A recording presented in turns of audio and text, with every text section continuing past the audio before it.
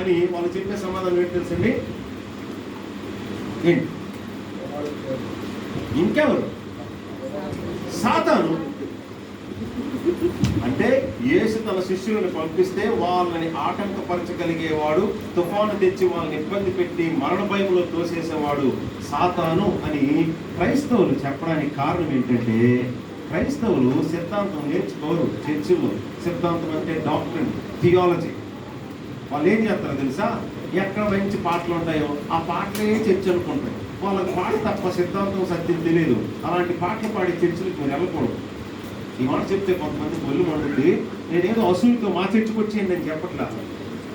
Hosanna మందిరం కావచ్చు, తర్వాత ఆ స్టీవెన్స్ అన్న గారి చర్చిలే కావచ్చు, ఏ పాటలు పాడే వాళ్ళ చర్చ ఏదైనా, చివరికి ఆ రాజమండ్రిలో పెద్ద చర్చ ఏదో ఉంది కదా, ఆ పాటతో మనుషుల్ని కూర్చుకునే చర్చిలు ఏమైనా చర్చి కాదు, అది క్లబ్బే. అక్కడ వాళ్ళకి సిద్ధాంతము సత్యము తెలియదు. పిడి సుందరరావు గారి దగ్గరికి అసలు అనుకోండి. ఈ చర్చిలు ఇంక బెటర్, ఫార్ బెటర్. పిడి సుందరరావు గారికి అసలు మారు మనసు, పశ్చాత్తాపం, అసలు రక్షణ అనుభవమే లేదు. రక్షణ అనుభవం ఉంటే యేసుక్రీస్తు తండ్రి అయిన దేవునికి సమానము. త్రిత్వం అనే మాట బైబిల్లో లేకపోయినా త్రిత్వ సిద్ధాంతం బైబిల్లో ఉంది అన్న విషయం రావాలి. ఆయన వరకు అక్కడ వరకు రాలేదు.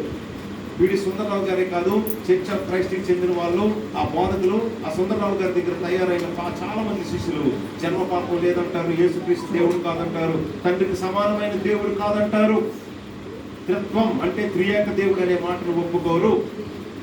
వాళ్ళు ఇది ఒప్పుకోకుండా బైబిల్ యొక్క సత్యాన్ని చెప్పడానికి తొడగాలు కదా, ఇంకేది కొట్టుకున్నా చెల్లవలేవి. కాబట్టి సార్